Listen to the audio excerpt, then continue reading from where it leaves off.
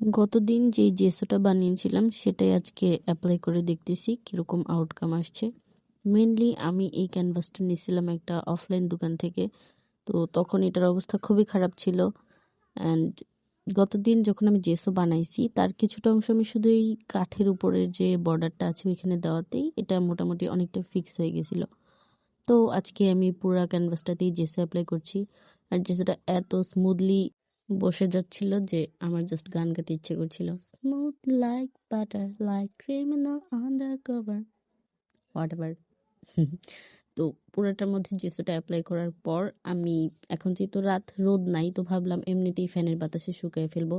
তারপর মনে পড়লো এখন শীতকাল, সুতরাং ফ্যানের বাতাসও পাবে না সে।